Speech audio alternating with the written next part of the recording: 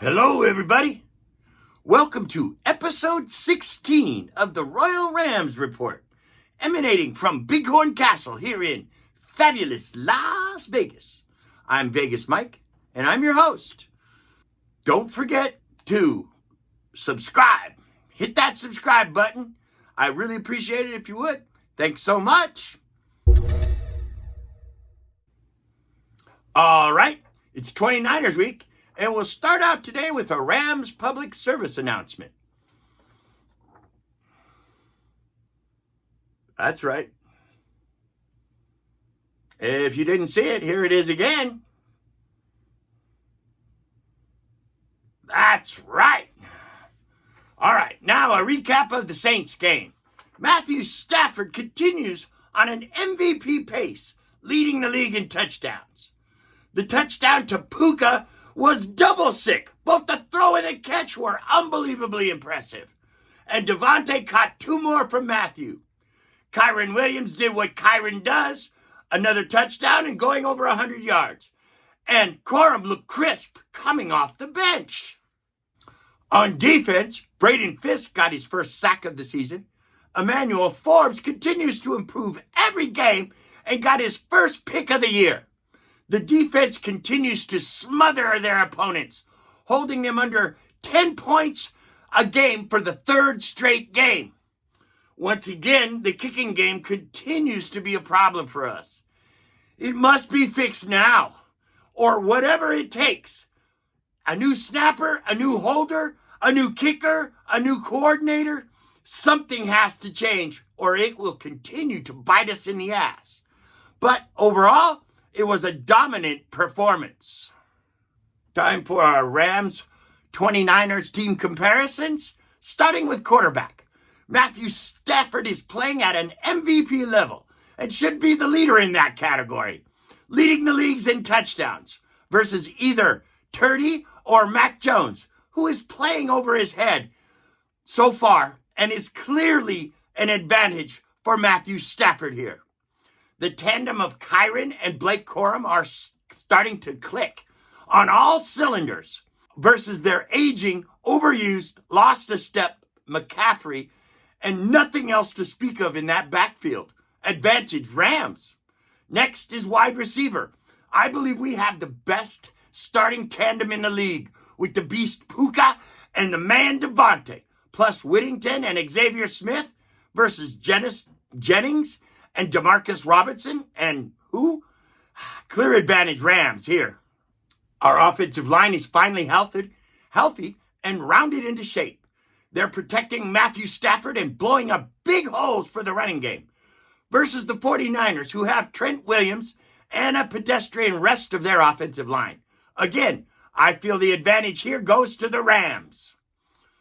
Tight ends, we have Higbee, Colby Parkinson, Davis Allen, and the rookie Terrence Ferguson. He's starting to round into place and come into his own. Versus a still very effective George Kittle and some younger tight ends that aren't too bad, but just don't match up with us. I'm going to say this one's a push only because Kittle can still be very dangerous.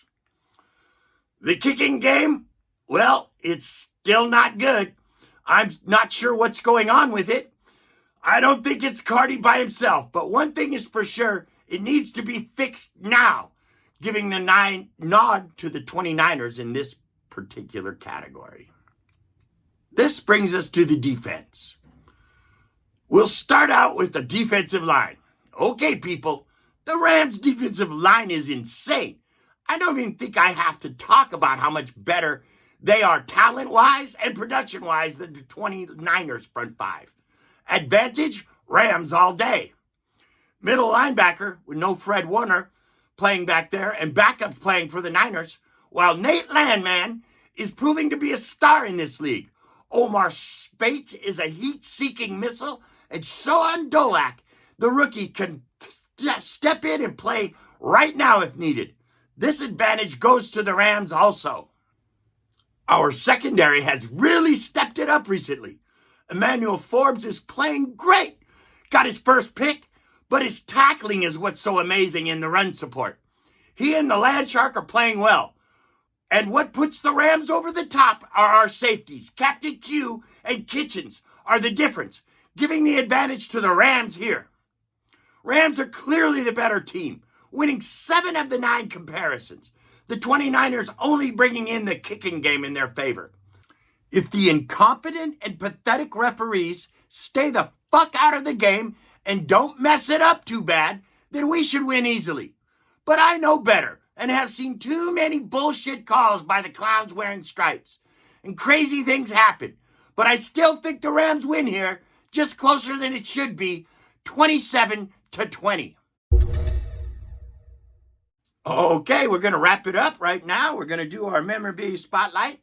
Today we're going to have a couple of my collection of cards back here. I got some really cool ones I like. I'm going to show you 2 today. The first one is Steve Avila. It's a nice little pinnacle, I believe. It's a pinnacle. Let's see if I can get it without the screen in it there for you to see it. There. I guess you can only see it like that. All right, let's turn it this way. Getting glare off of that. You can see it. It's a pretty nice card. But then the really cool one, this is the one I like a lot. That's a Rosie Greer. That's right, Rosie Greer. Oh, Rosie, he was an awesome dude. He loved the fans. He would sit and he would sign stuff for free. He just was the greatest dude. We really loved Rosie. He's a Hall of Famer. He's the best that there could awfully been as a Ram ever. I'm telling you right now, Rosie was a great player, a great man, a great human being. All right, that wraps us up for today. I want to thank everybody for watching the show, except for my NFC West predictions and thoughts. And I'll put that video out later in the week. Until then, Rams Royal God.